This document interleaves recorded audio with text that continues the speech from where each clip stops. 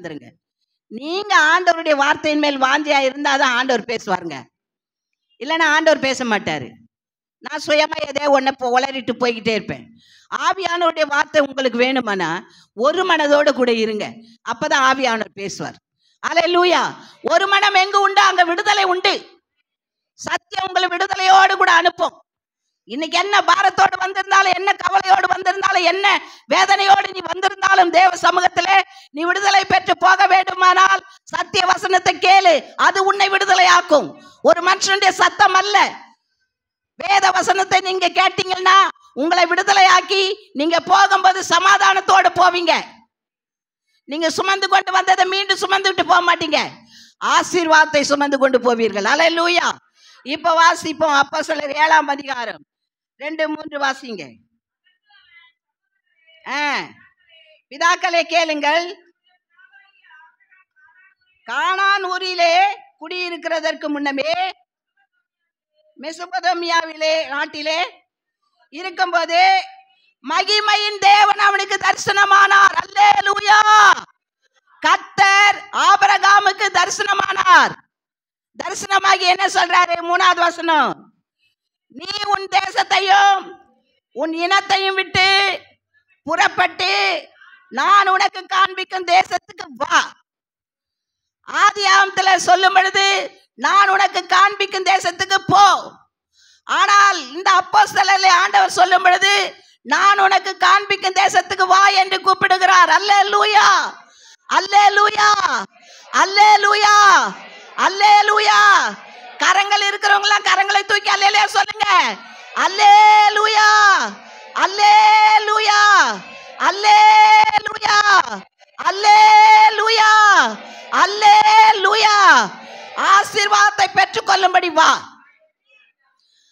ஆசீர்வாதத்தை சுதந்தரிக்கும்படி வா. இன்றைக்கு உனக்கு ஆசீர்வாதத்தோடு நீ போக போற. அதனால தேவ சமூகத்துக்கு வா. தேவ வசனத்தை கேட்கும்படி வா. தேவனுடைய வார்த்தைக்கு செவி கொடுக்கும்படி உன்னை திருப்பி கொடு. ஆண்டவர் கேட்கிறார். அல்லேலூயா. சொன்னான், தேசத்துக்கு காண்பிக்க தேசத்துக்கு நீ என்ன செய்ய இப்போ வா என்றார். அடுத்த வசனம், கல்தேய தேசத்தை விட்டு புறப்பட்டு கானான் ஊரிலே வாசமடினான். அவனுடைய தகப்பன் மரித்த பின்பு அவ்விடத்தை விட்டு நீங்கள் இப்பொழுது குடியிருக்கிற தேசத்துக்கு அழைத்து கொண்டு வந்து குடியிருக்கும்படி செய்தார். அல்லேலூயா. 5வது வசனம், இங்க கவனிங்க, இதிலே ஒரு அடி நிலத்தை ஆகிலும் அவனுடைய கையாட்சிக்கு கொடாமல் இருக்கையில் அவனுக்கு பிள்ளைகள் இல்லாதிருக்கும் போது உனக்கும் உனக்கு பின்வரும் உன் சந்ததிக்கும் இதை சுதந்திரமாய் தருவேன் என்று அவனுக்கு வாக்கு பண்ணினார். அல்லேலூயா. ஒரு கைப்பிடி நிலம் கூட உனக்கு இல்ல. உன் பிள்ளைகளுக்காக வைத்து போக உனக்கு ஒண்ணுமே இல்ல. ஆனால் கர்த்தர் சொல்லுகிறார், உனக்கும் உன் சந்ததிக்கும் உன் பின்வரும் சந்ததிக்கும் இந்த தேசத்தை நான் கொடுத்தேன். என் வார்த்தையை கேட்டு வா. அழைக்கிறவர் நான் அல்லவா? உன்னை அனுப்புகிறவர் நான் அல்லவா? பராக்கிரமசாலியே, உனக்கு இருக்கிற இந்த பலத்தோடு போ. உன்னை அனுப்புகிறவர் நான். அன்பு தேவனுடைய பிள்ளை, உனக்கு ஒண்ணும் இல்லைன்னு நினைக்காத. ஒரு கைப்பிடி அளவு கூட எங்க மண்ணு வாங்க முடியாதுன்னு நினைக்காத. ஒரு கிரவுண்டு 3 கோடி 4 கோடின்னு சொன்னாலும் பயப்படாத. கர்த்தர் உனக்கு இந்த தேசத்தை கொடுத்தார். நீ எதிர்பார்த்து இருக்கிறதை கர்த்தர் உனக்கு கொடுக்கிறார். அதற்கு நீ வசனத்துக்கு கீழ்ப்படியணும். கர்த்தருக்கு நீ பயப்படணும். கர்த்தருக்கு பயந்தால் நீ கேட்டுக்கொள்வது எதுவோ அது உனக்கு கொடுக்கப்படும். நீ எதை கேட்கிறாயோ அதை தருவார். விசுவாசித்தா பெற்றுக்கொள்வீங்க. விசுவாசிக்கலைன்னா இல்லை. யார் விசுவாசிக்கிறாங்களோ அவங்க எதை கேட்டாலும் கொடுப்பார். நீ எதை கேட்டாலும் தருவேன். எஸ்தர் ராஜாத்தியே, உன் வேண்டுதல் என்ன? உன் மன்றாட்டு என்ன? இந்த ராஜ்யத்தில் பாதி கேட்டாலும் உனக்கு கொடுக்கப்படும். யார் அவள்? எஸ்தர்.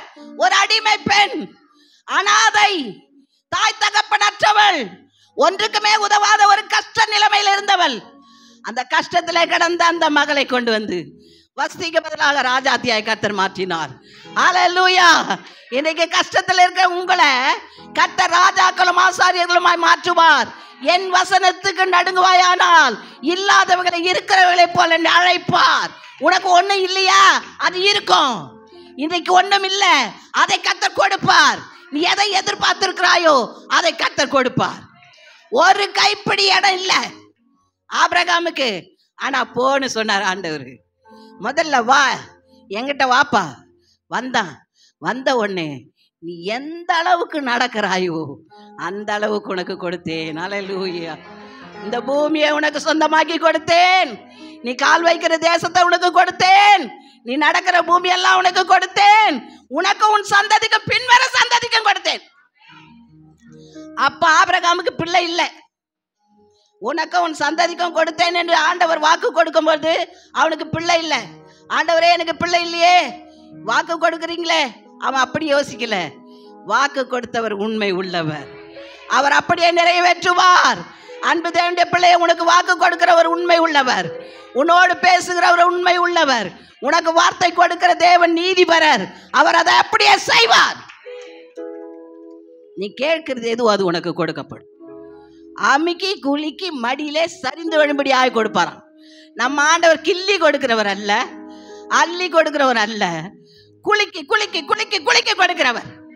நீ அவருடைய வசனத்துக்கு நடுங்குவாயானால் உன் மடி நிறைந்து வழிகிற அளவுக்கு ஆசீர்வாதத்தை கொடுப்பார். உன்னை ஆசீர்வதிக்கத்தான் அவர் சித்தம் கொண்டு இருக்கிறார். உன்னை சபிப்பதற்காக அல்ல, நீ கெட்டுப்போ என்று சொல்வதற்காக அல்ல, ஆசீர்வதிக்கும்படியாய் கர்த்தர் உன்னை ஆசீர்வதிக்கும்படியாய் விரும்புகிறார். அதற்கு நீ என்ன செய்யணும்? என் வசனத்துக்கு நடுங்கணும், எனக்கு பயந்து இருக்கணும். கர்த்தருக்கு பயந்தவர்களுக்கு ஒரு குறையும் இல்லைங்க. ஆபிரகாம் பயந்தான், கர்த்தர் அவனை வெள்ளியும் பொன்னுமுடைய சீமானாய் மாற்றினார். ஆதியாகமம் 13ஆம் அதிகாரத்தில் ஆண்டவர் சொல்கிறார், வெறும் கோலம். அவன் சும்மா தான் போனான், தன் மனைவியை, தன் அண்ணன், தம்பி, பையனை எல்லாரையும் கூட்டிட்டு, அப்பாவை கூட்டிட்டு போனான். ஆனா கர்த்தர் அவனை எப்படி ஆசீர்வதித்தார்? வெள்ளியும் பொன்னுமுடைய சீமானாய் கர்த்தர் மாற்றினார். அல்லேலூயா. கீழ்ப்படிந்தால் ஆசீர்வாதம். இதை விட்டுடுப்பா, இது வேண்டாம் உனக்கு. ஆண்டவர் என்ன சொல்றாரு? இந்த காரியத்தை நீ பிடிச்சிட்டு தொங்கிட்டு இருக்கிற, இது உனக்குரியது அல்ல. நீ பிடிச்சுக்கிட்டு இருக்கிறது என்ன தெரியுமா? பாம்பு. நீ பிடிச்சுக்கிட்டு இருக்கிற வால், நீ என்ன ஒரு கயரை பிடிச்சுக்கிட்டு நினைச்சிட்டு இருக்கிற, அது கயரல்ல, பாம்போட வால். அதை நீ பிடிச்சுக்கிட்டு தொங்கிட்டு இருக்கிற, இது நல்லா இருக்கு நல்லா இருக்கு நல்லா இருக்குன்னு தொங்கிட்டு இருக்கிற, அது ஒரு நாள் திரும்பும். திரும்பினா என்ன பண்ணும்? கடிக்கும். அப்பொழுது உன்னால் ஒன்றுமே செய்ய முடியாது. இப்ப கர்த்தர் சொல்றார், விட்டுடு. கர்த்தர் சொல்றார், என்ன சொல்றார்? உன்னை வாழை பிடிச்சுக்கிட்டு இருக்கிற, விட்டுடு. எந்த பாவ காரியம் உன்னை ஒட்டி கொண்டு இருக்கிறதோ அதை விட்டால் ஆசீர்வாதம். எந்த பாவ காரியம் உன்னை ஆண்டு கொண்டிருக்கிறதோ அந்த பாவ காரியத்தை நீ விட்டுட்டினா கர்த்தர் உன்னை ஆசீர்வதிப்பார். கொஞ்சமா இல்லைங்க, பெரிய ஜாதியாய் மாற்றுவார், பெரிய ஜாதியாய் மாற்றுவார், வெள்ளியும் பொண்ணுடைய சீமனாய் மாற்றுவார். அவனுக்கு இருந்ததை விட்டுட்டு வந்தான். உன் தகப்பன் தேசத்தெல்லாம் விட்டுடுப்பா, அதெல்லாம் மறந்துடுப்பா, நீ வாப்பான்னு சொன்னாரு. வந்தான், ஆசீர்வாதத்தை பெற்றுக்கொண்டான். இன்னைக்கு நான் அங்கேயும் இருப்பேன், இங்கேயும் வருவேன். அங்கேயும் எனக்கு வேணும், இங்கேயும் எனக்கு வேணும். நான் பிடிச்சுக்கிட்டு இருக்கிறதும் எனக்கு வேணும், நீங்க கொடுக்குற ஆசீர்வாதமும் வேணும். ரெண்டுமே கிடைக்காது, ரெண்டுமே கிடைக்காது. அவங்க இழுக்கிறாங்கன்னு இவங்க விடுவாங்க, இவங்க இழுக்கிறாங்கன்னு அவங்க விடுவாங்க. கடைசியில் ஒன்றுமே இல்லாமல் என்ன பண்ணும்? பாதாளத்தில் தான் போய் விழணும். ஆகையினால் ஏதாவது ஒரு பகுதியில் நீ நில்லு.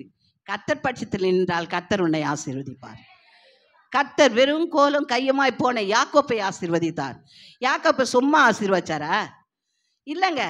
யாக்கோப்பை ஆதியாகமம் 38ஆம் அதிகாரம் நினைக்கிறேன்,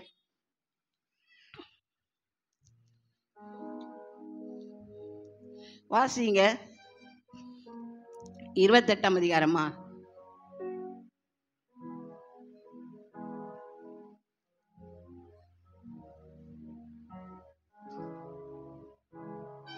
ஆதியாகமம் 28ஆம் அதிகாரம் 1 வாசிங்க.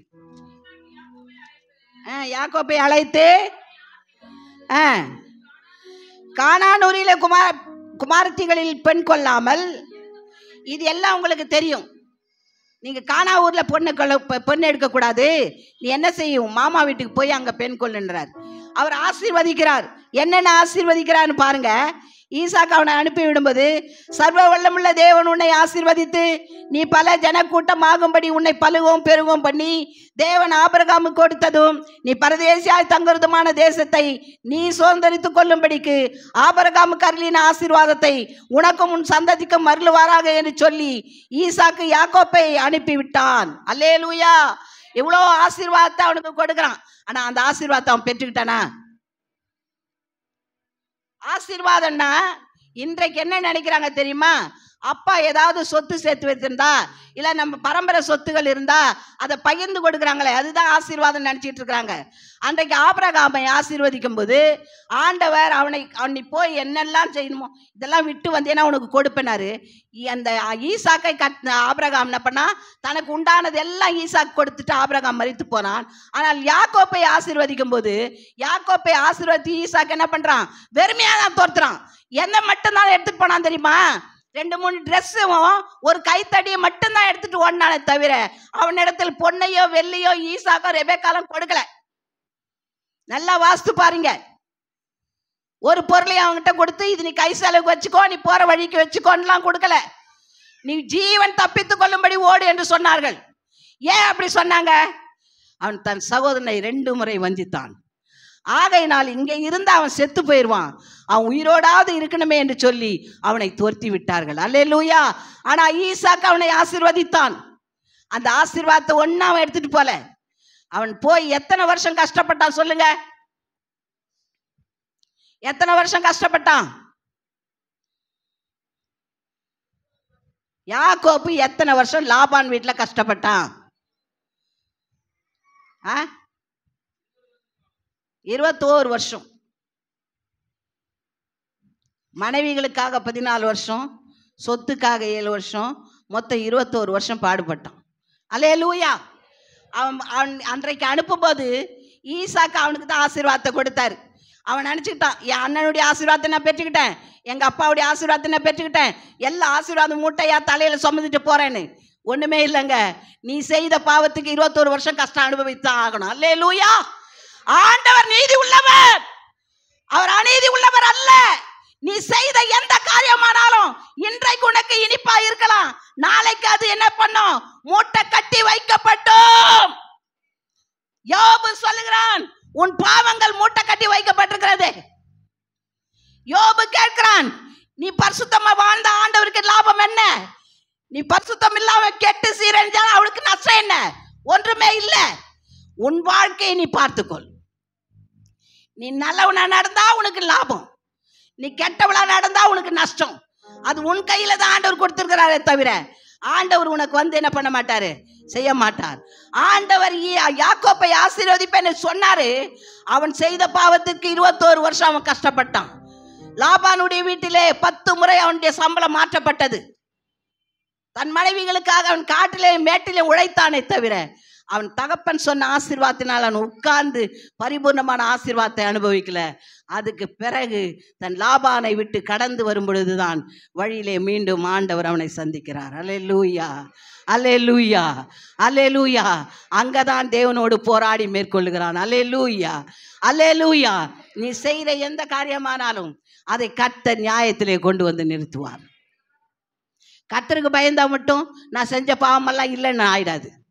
கர்த்தருக்கு பயந்தா கூட நாம் யார் என்ன பாவம் பண்ணினாலும் அந்த பாவத்துக்கான பிரதிபலன், அந்த பாவத்துக்கான தண்டனை நிச்சயமாய் உண்டு, நிச்சயமாய் உண்டு. 1000 தலைமுறை வரைக்கும் கர்த்தர் விசாரிப்பார்.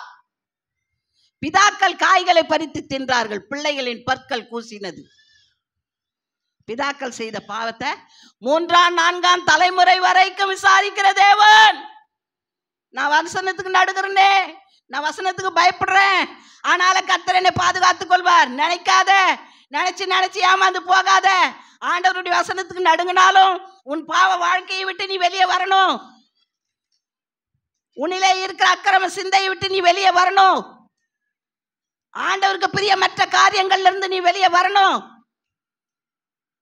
இதெல்லாம் விட்டு நீ வெளியே வந்தா ஆசீர்வாதம். யாக்கோப்பை கர்த்தர் ஆசீர்வதித்தார், ஈசாக்கு ஆசீர்வதித்து அனுப்பினான். இங்க நிக்காதப்பா ஓடிருப்பா என்று அனுப்பினார்கள். ஆனால் அவனை ஏமாற்றினதற்கு, அவன் செஞ்ச துரோகத்திற்கு சரியான கஷ்டங்களை அவன் அனுபவித்த பிறகுதான் கர்த்தர் அவனை ஆசீர்வதிக்க ஆரம்பிக்கிறார். அன்பு தேவனுடைய பிள்ளைகளே, நீங்களும் நானும் கூட பாவத்துக்கு விலகி ஜீவிக்கும் போதுதான் கர்த்தர் நம்மை ஆசீர்வதிப்பார். அல்லேலூயா. ஆதியாகமம் 39ஆம் அதிகாரம். நான் சும்மா மேலோட்டமாக உங்களுக்கு சொல்லிட்டே போகிறேன், வசனங்கள் நிறைய எடுக்கலை. அதனால் 39ஆம் அதிகாரம் வாசிங்க.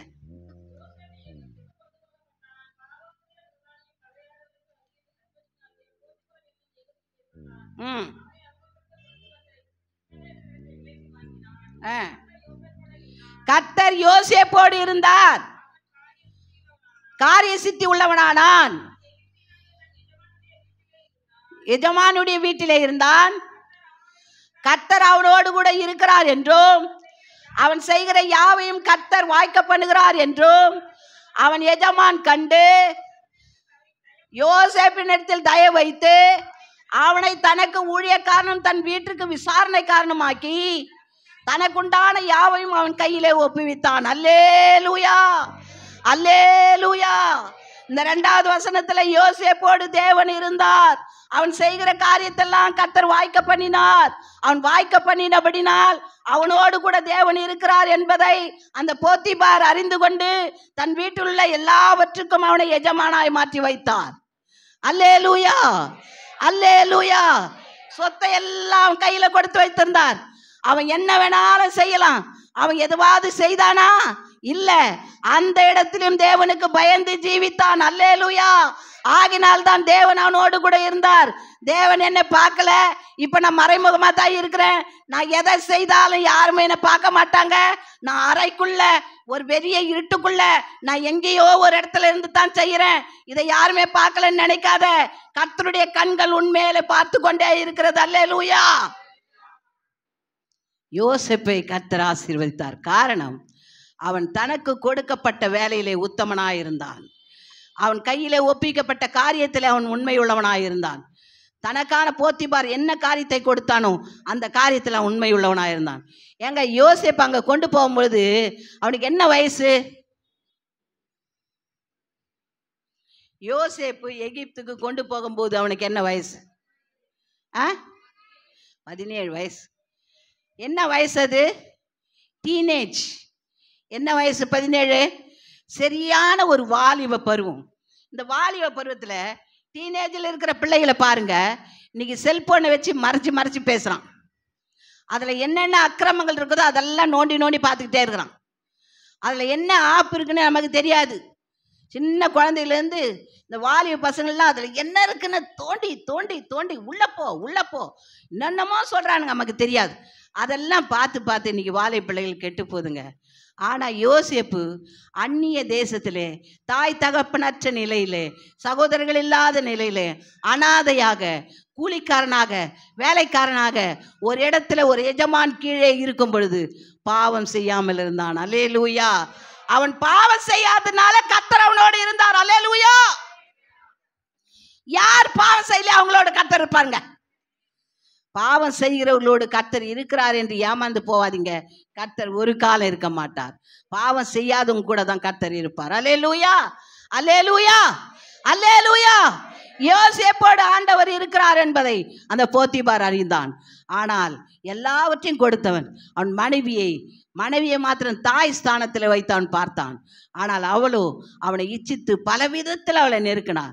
ஆனால் அவன் ஒரு பாவத்துக்கும் விலகாமல் தன் மேல் சட்டையை விட்டுட்டு ஓடி வந்தான். அந்த சட்டையே எடுத்து வச்சுக்கிட்டு எபிரேய பையன் இப்படி பாவம் செய்ய பார்த்தான் என்று சொல்லி அவன் மேலே குற்றம் சாட்டினாள். அன்பு தேவனுடைய பிள்ளைகளே, நீங்கள் உண்மையாக இருந்து பாவம் உங்கள் மேலே வந்தால் அந்த பாவம் உங்களை ஒன்றுமே செய்யாது.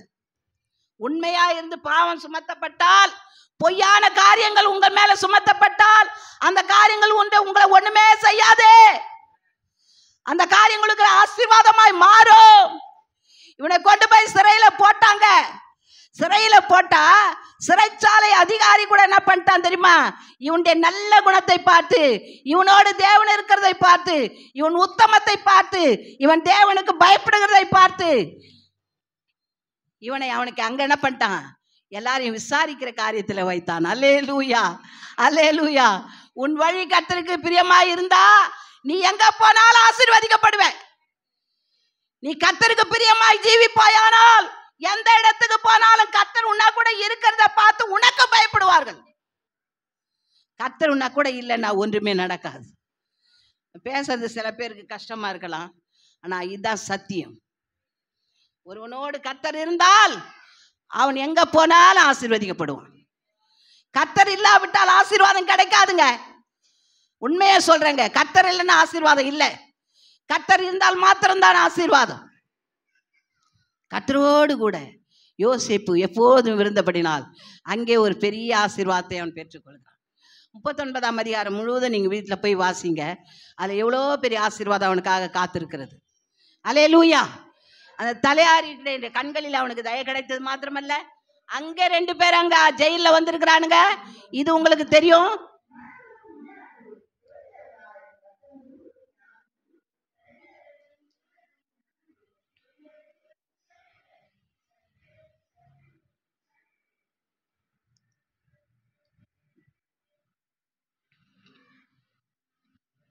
அங்க 2 பேர் இருந்தாங்க.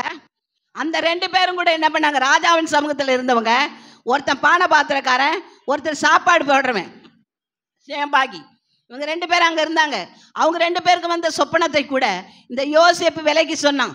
விலைக்கு சொல்லிட்டு என்ன சொன்னான், நீ ராஜாவின் சமூகத்தில் போகும்போது என்னை நினைத்துக்கொள் என்று சொன்னான்.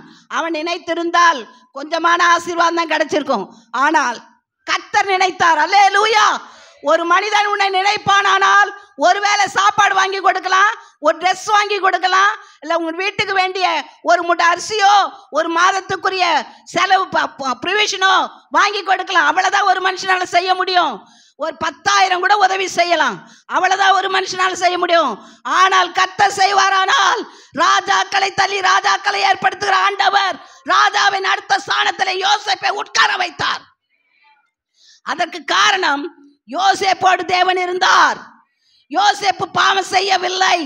யோசேப்பு கர்த்தருக்காக காத்திருந்தான், கர்த்தருடைய வார்த்தையில நிலைத்திருந்தான், கர்த்தருக்கு பயந்திருந்தான். அவன் பயந்திருந்தபடினால் கர்த்தர் அவனை ஆசீர்வதித்தார். அல்லேலூயா. நீங்களே நானும் கர்த்தருக்காக பயந்து அவருக்காக காத்திருப்போம் என்றால் நாம் ஆசீர்வாதத்தை பெற்றுக்கொள்ளலாம். நமக்கான ஆசீர்வாதத்தை கர்த்தர் நமக்கு கொடுப்பார். சாதாரண ஆசீர்வாதம் அல்ல, உயர்த்தப்பட்ட ஆசீர்வாதம். சகோதரர்கள்லாம் நினைச்சாங்க இவனை குழியில தள்ளி சாகடிச்சிடலாம், இல்லைன்னா விற்று போடலாம், இவன் சாப்டர் க்ளோஸ் நினைச்சாங்க. அவன் தான் இவங்களுக்கு ஜீவ ரட்சணை செய்தான். அல்லேலூயா. 45ஆம் அதிகாரத்தில் பார்க்கும்போது இவன் தான் அவர்களை பிழைப்பூட்டுகிறான், இவன் தான் அவர்களுக்கு சோறு போடுறான். அவன் கண்ட தரிசனத்தை, அவன் கண்ட சொப்பனத்தை கர்த்தர் நிறைவேற்றினார். அன்பு தேவனுடைய பிள்ளையே, நீதிமொழிகள்ல சொல்லப்பட்டிருக்கிறது, ஒருவனுடைய வழி கர்த்தருக்கு பிரியமாய் இருந்தால் அவன் சத்துருக்களும் அவனிடத்தில் சிநேகமாவார்கள். சத்ருவா நினைச்ச சகோதரர்கள் எல்லாம் அவன் பாதத்தில் வந்து விழுந்தார்கள்.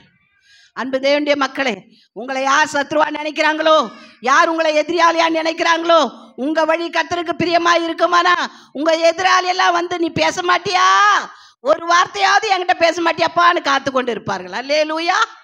அல்லேலூயா. எப்போ அந்த சகோதரனை போய் பார்க்கலாம், அவர் நம்ம கிட்ட பேசுவாரா, நம்ம எவ்வளோ துரோகம் பண்ணி இருக்கிறோமே, அவர் நம்மோட கிட்ட பேசுவாரான்னு ஏங்குவார்கள். அதற்கு காரணம், உன் வழி கர்த்தருக்கு பிரியமா இருக்கிறது. நீ கர்த்தருக்கு பயந்தபடினால் கர்த்தர் உன்னை ஆசீர்வதிக்கிறார். அல்லேலூயா. இன்னும் ஒரே ஒரு வசனத்தை மட்டும் நான் சொல்லி முடிக்கிறேன். எதை எடுத்துட்டு வந்தாலும் முடிக்க முடியறதில்லை எனக்கு. ஸ்தோத்திரம். இன்னும் ஒரு மனுஷனை கூட நான் உங்களுக்கு காட்ட விரும்புகிறேன். மோசே, இன்னும் நிறைய பேர் இருக்கிறது, ஆனா நான் ஒரு மனுஷனை மாத்திரம் உங்களுக்கு காட்ட விரும்புகிறேன். நெகேமியாவின் புஸ்தகம், நெகேமியா 1ஆம் அதிகாரத்தில் நான் வாசிக்கும் பொழுது, அவன் கர்த்தருடைய ஆலயம் இடிக்கப்பட்டதையும் அதன் வாசல்கள் எல்லாம் சுட்டெரிக்கப்பட்டதையும் கண்டபோது அவன் உட்கார்ந்து தேவ சமூகத்தில் அழுது மனங்கசந்து விண்ணப்பம் பண்ணினான் என்று சொல்லி 1ஆம் அதிகாரத்தில் நாம் வாசிக்கிறோம். உட்கார்ந்து அழுது துக்கித்து உபவாசித்து மன்றாடி பரலோகத்தின் தேவனை நோக்கி, பரலோகத்தின் தேவனாகி கர்த்தாவே, உம்மில் அன்பு கூர்ந்து உம்முடைய கற்பனைகளை கை கொள்ளுகிற உடன்படிக்கையும் கிருபையும் காக்கிற மகத்துவமுள்ள தெய்வமே என்று சொல்லி ஆண்டவரை நோக்கி அவன் ஜெபிக்க ஆரம்பித்தான். யார் ஜெபித்ததுமா? பக்கத்தில் இருக்கவங்க சொல்லுங்க. யார் ஜெபித்தது? யாருமா ஜெபித்தாங்க? பக்கத்து வீட்டுக்காரங்களா? யார் ஜெபித்தது? நெகேமியா ஜெபித்தான். அல்லேலூயா. நெகேமியாவின் ஜெபத்தை ஆண்டவர் கேட்டார். அல்லேலூயா. ஆகையால் ராஜாவின் இருதயத்தை கர்த்தர் திருப்பி அவனுடைய ஜெபத்திற்கு கர்த்தர் பதில் கொடுத்து, இதுவரை நீ முகமாட்டமா இதுவரைக்கும் இருந்ததே இல்லையே, உனக்கு உடம்பு சரியில்லையா? ஒரு சாதாரண மனுஷன் இப்போ நம்மனாலும் இன்னமா உடம்பு சரியில்லாம நம்ம கேட்டுக்கலாம். ஒரு ராஜா ஒரு பானபாத்திரக்காரனை விசாரிக்க முடியுமா? யோசித்து பாருங்க. விசாரிப்பாங்களா? விசாரிக்க மாட்டாங்க. அவன் யாரோ நமக்கு வேலை செய்கிறவன் அப்படிதான் நினைப்பாங்க. ஆனால் ராஜாவின் உள்ளத்தை கர்த்தர் மாற்றினார். ஏன்? நெகேமியா தேவனுக்கான வைராக்கியத்தை கொண்டு தேவனிடத்தில் ஜெபித்தான், தேவனுக்கு பயந்தான். ஆகையினால் கர்த்தர் இந்த நெகேமியாவுக்காக ராஜாவின் உள்ளத்தை கர்த்தர் திருப்பி, நெகேமியாவே, இதுவரை உன் முகம் இப்படி இருந்ததில்லை, நீ ஏன் இப்படி இருக்க? உனக்கு சரீர பலவீனமா? அப்படி எனக்கு ஒண்ணுமே தெரியலையே என்று ராஜா விசாரிக்க கர்த்தர் ஆலோசனை கொடுத்தார். அல்லேலூயா. நீங்க கர்த்தருக்கு சரியா இருந்தா, எவ்வளோ பெரிய அதிகாரியா இருந்தாலும் நீங்க போகும்பொழுது அவங்கள முன்னாடி கூப்பிடுங்க. ஏதோ அவங்க வந்து போறாங்க, என்னன்னு தெரியல, அவங்கள கூப்பிடுங்க என்று சொல்லி உங்களை கூப்பிட்டு உங்களுக்கான நீதியை செய்ய கர்த்தர் பெரிய காரியங்களை செய்வார். அல்லேலூயா. அப்ப என்ன செய்யணும்? நம்ம வழி ஆண்டவருக்கு சரியா இருக்கு. நம்ம ஆண்டவருக்கு பயப்படணும், ஆண்டவருக்கு பயந்து நடுங்கணும். அப்பொழுது கர்த்தர் நமக்கான காரியத்தை செய்வார். 5ஆம் அதிகாரம் 1 வாசி.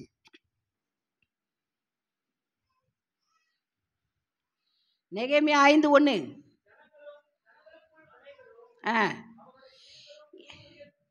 இங்க கேளுங்க.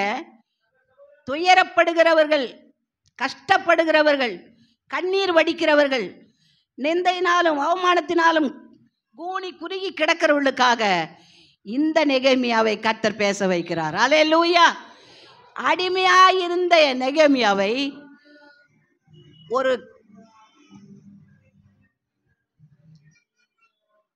ஒரு நல்ல ஸ்தானத்தை கொடுத்து அவனாலே விசாரிக்கப்படும்படியாக ஒரு கூட்ட ஜனத்தை அவன் ஆதரிக்கும்படியாக அவர்களுக்கு அவன் நியாயாதிபதியாய் கர்த்தர் அவனை மாற்றுகிறார். பாருங்க, வாசிப்பா. ஜனங்களுக்கு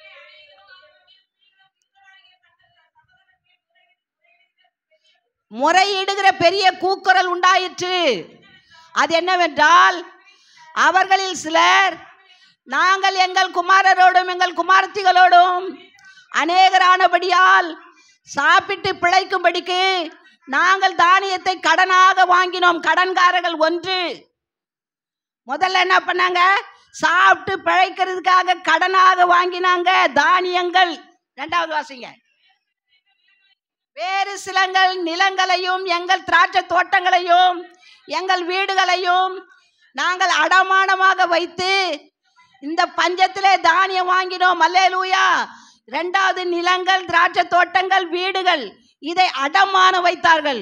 முதல்ல கடனா வாங்கினாங்க, 2வது அடமான வைத்தார்கள். 3வது தீர்வை செலுத்த நாங்கள் எங்கள் நிலங்கள் மேலும் எங்கள் திராட்சை தோட்டங்கள் மேலும் பணத்தை கடனாக வாங்கினோம். அல்லேலூயா. வரி செலுத்துவதற்காக கடன் வாங்கினோம். அடுத்து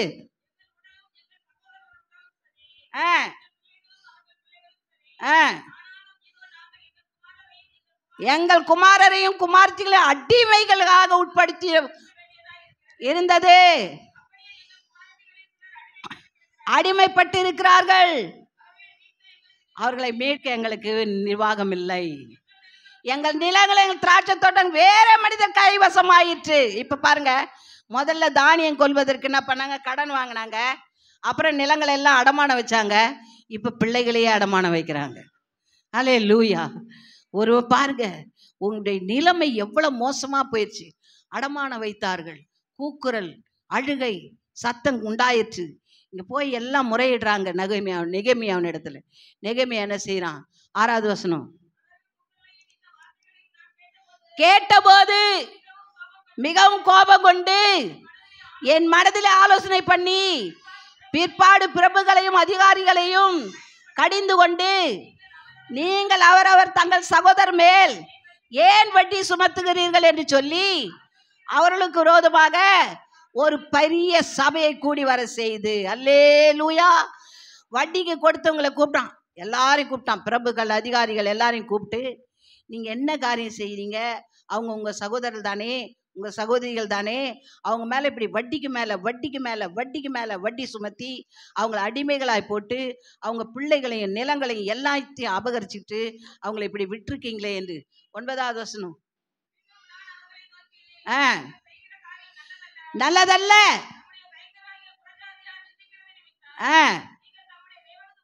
தேவனுக்கு பயந்து நடக்க வேண்டாமா? இங்க என்ன அருமையான ஒரு வார்த்தை கேளுங்க. கர்த்தருக்கு பயப்படுகிற மனுஷன் இவ்விதமாய் ஆசீர்வதிக்கப்படுவான். இங்க நீங்க தேவனுக்கு பயந்து நடக்க வேண்டாமா? இந்த வார்த்தை தான் முக்கியம். பயந்து நடக்க வேண்டாமா? கர்த்தருக்கு பயந்து நடந்தா மட்டும்தான் இவ்வளோ பெரிய காரியத்திலிருந்து வெளியே வர முடியும். அடுத்து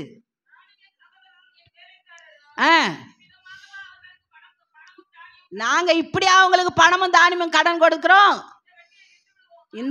இந்த வட்டியை விட்டு ஓடுவோமாக.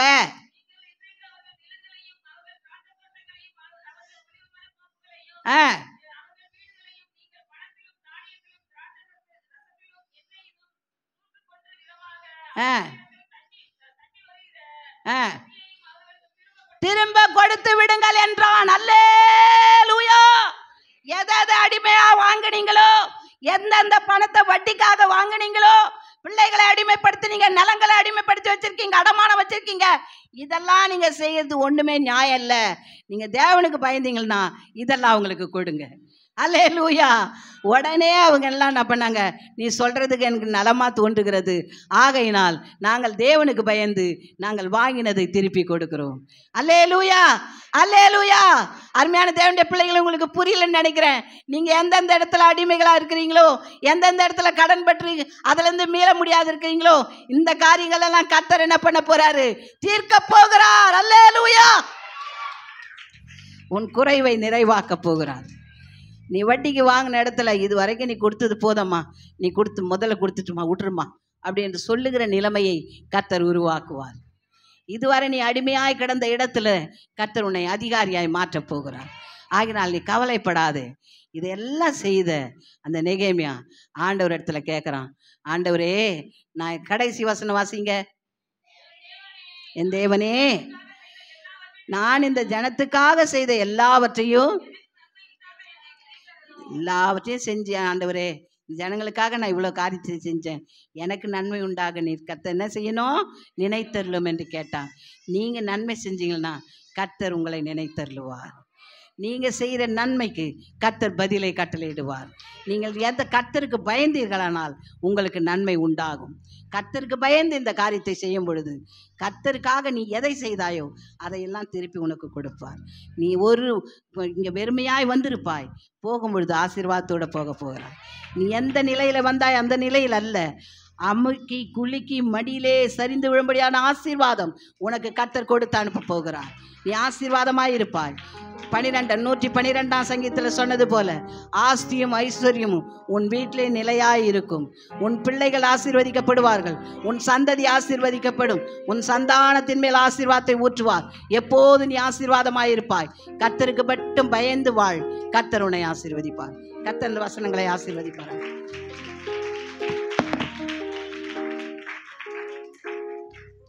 கர்த்தருக்கு ஸ்தோத்திரம். பிறந்த நாளை பற்றி தான் அறிவிப்புகள்.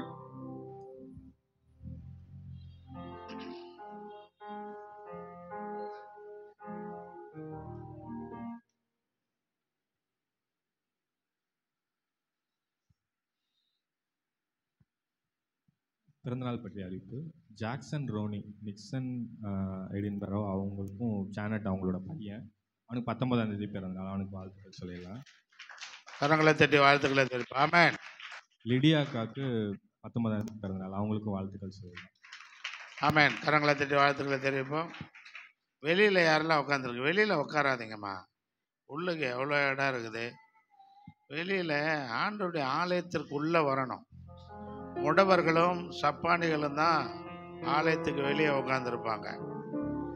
ஆனால் வேதம் கர்த்தரால் ஆசீர்வதிக்கப்பட்டவரே உள்ளே வாரும். ஆமென். ஆசீர்வதிக்கப்படுகிறவர்கள், ஆசீர்வதிக்கப்பட வேண்டும் என்று விரும்புகிறவர்கள் எல்லாம் உள்ளே வந்துடணும், எழுந்து வாங்க. நான் சொன்ன பிற்பாடும் வரலன்னா வாங்க, உள்ளுக்கு வாங்க, நல்லா உள்ளுக்கு வந்து உட்காருங்க. வெளியில் எப்போவுமே உட்காராதீங்க. இடம் இல்லை என்று சொன்னால்தான் அது இங்கே எக்கச்சக்கமாக இடம் இருக்கு. ஆமென்.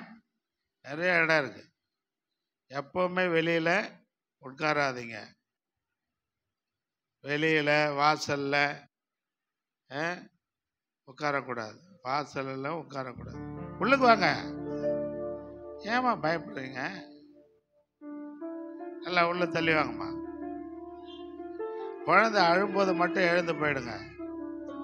குழந்தைகள் இருந்தால் அவர்களை அடக்க முடியலன்னா அப்போ நீங்கள் தூக்கிட்டு போங்க.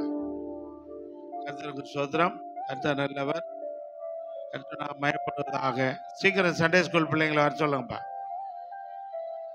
அதுக்கு அடுத்ததாக கூட்டங்களை பற்றி தான் அறிவிப்புகள். சோர் அருமைநாதன் அவர்கள்.